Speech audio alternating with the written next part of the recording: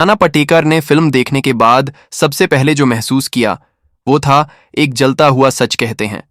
जब कोई कलाकार अपने कैरेक्टर में घुसता है तो वो एक्टिंग नहीं करता, वो जीता है। शाहरुख खान ने इस बार वही किया। उनकी आंखों में आंसू नहीं थे, पर दर्द दिख रहा था, डायलॉग नहीं। खामोशी चीख रही थी।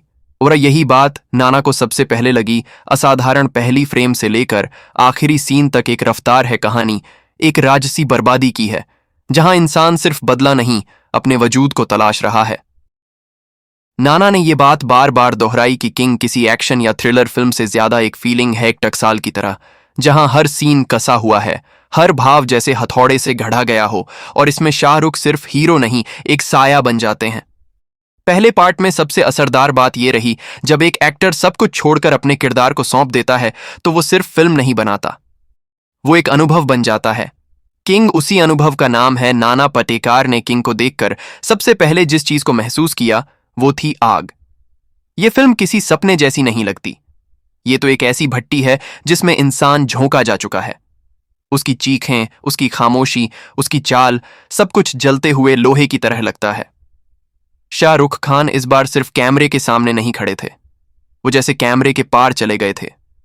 उनकी आंखों में जो लपटें हैं वो कोई लाइटिंग या वीएफएक्स नहीं, वो किसी पुराने घाव की सच्ची तपिश है। नाना का मानना है कि ऐसा परफॉर्मेंस तब आता है जब एक एक्टर खुद को भुला देता है, जब वो इस इंडस्ट्री के नाम, शोर और शोहरत से बाहर निकलकर सिर्फ किरदार बन जाता है। किंग में जो इमोशन है वो आसान नहीं है।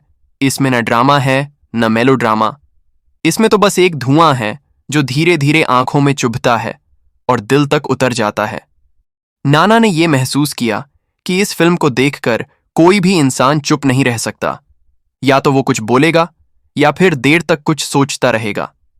किंग की सबसे बड़ी खासियत यह है कि वो एक्टिंग को एक्सपोज नहीं करती, वो एक्टिंग को फील कराती है। और जब नाना जैसे गंभीर कलाकार खुद इसे स्वीकार करते हैं तो समझ लीजिए कि ये कोई नॉर्मल फिल्म नहीं, ये सिनेमा की नई परिभाषा है। नाना पाटेकर का रिएक्शन तीसरे हिस्से में और भी गहराई ले लेता है। उनका मानना है कि किंग सिर्फ एक फिल्म नहीं बल्कि वो दस्तावेज है जिसमें एक इंसान के सारे टूटे हुए सपने, डर और गुजरे हुए जख्म समेटे गए हैं। इस फिल्म को देखकर यह समझ आता है कि एक्टर होना क्या होता है।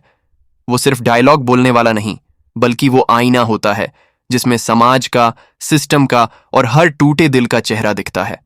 शाहरुख खान इस फिल्म में वही आईना है जिसमें देखकर हर आदमी खुद को खोज सकता है।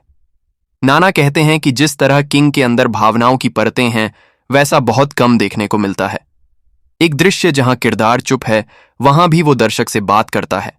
एक आंख जहां आंसू नहीं है, वहां भी वो गहराई है जो दिल तक चीर देती है। उन्होंने इस बात पर जोर दिया कि आज की फिल्मों में अक्सर इमोशन को ओवर एक्टिंग बना दिया जाता है, लेकिन किंग में इमोशन इतना खालिस है कि वो अंदर जाकर धड़कन की तरह धड़केगा। और यही सबसे बड़ी जीत है इस फिल्म की। नाना ने साफ कहा, जब तक ऐसी फिल्में बनती रहेंगी तब तक सिनेमा सिर्फ मनोरंजन नहीं रहेगा, बल्कि एक जंग बनेगा, खुद से, सिस्टम से और अपने अतीत से।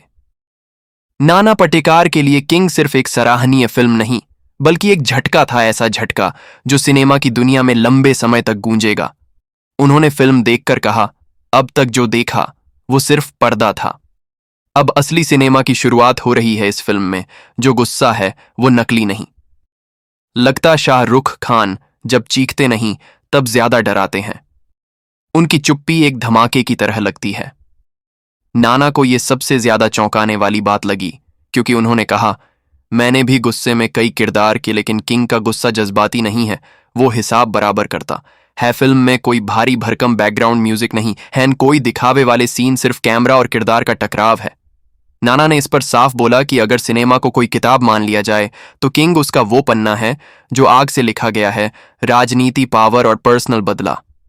इन तीनों चीजों को जिस तरह कहानी में पिरोया गया है वो आम दर्शक के लिए भी समझ में आता है और कलाकार के लिए भी एक स्कूल बन जाता है। नाना ने यहां तक कह दिया कि इस फिल्म को फिल्म स्कूल में पढ़ाया जाना चाहिए, क्योंकि इसमें हर सीन एक सबक है और हर डायलॉग पाटेकर का अंतिम रिएक्शन। किंग को लेकर सबसे तीखा और सबसे प्रभावशाली था। उनके शब्दों में कोई संकोच नहीं था।